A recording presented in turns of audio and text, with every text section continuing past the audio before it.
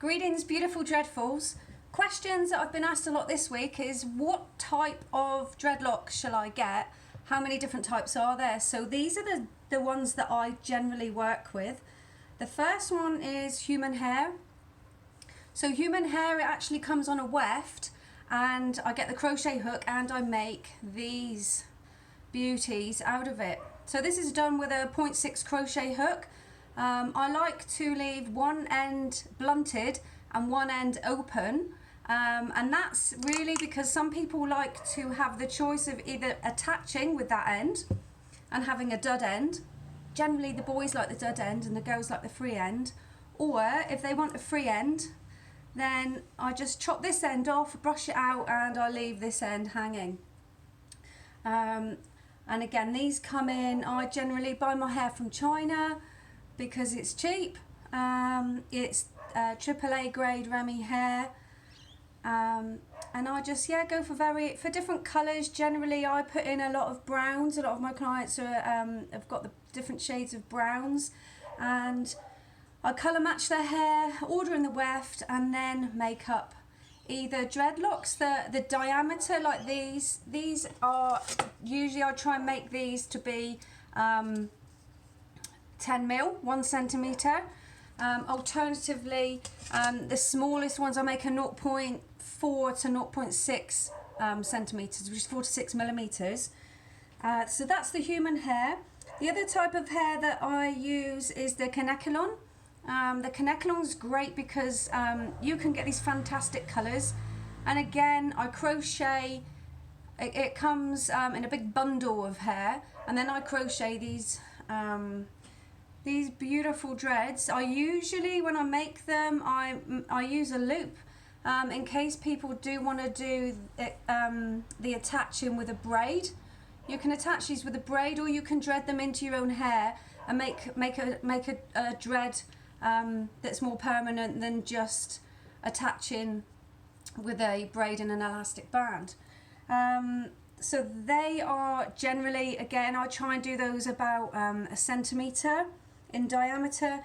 Here's an example of ones I made earlier which are very, very skinny. So these are kind of like the 3 mil dreads that I've made, and again I've made them with a loop, so the girlies and the boys that want these attached, they can just braid in, attach with a band, and take them out when they're ready, or I can actually snip that and I'll put it into their dread with a crochet hook.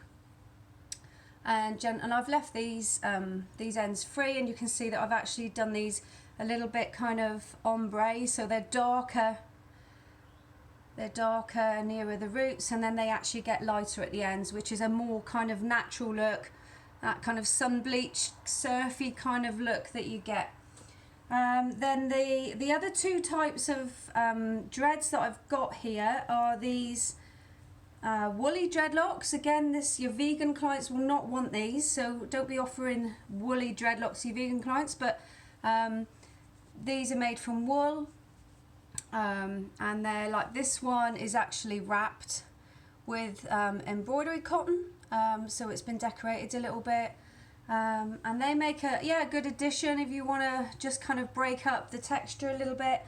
And then I've got a client who owns a llama, and she's given me this llama wool, which has been hand spun, and that is what I would, the way I would attach that is as a double-ended dread extension. So I'd actually braid that one in up here on the join.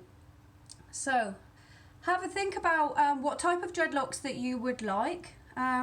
Generally, people that are going for a more temporary look, if they're going to a music festival or something, they go for these nice bright ones, and they generally kind of just have a few hanging down and attach a couple of beads.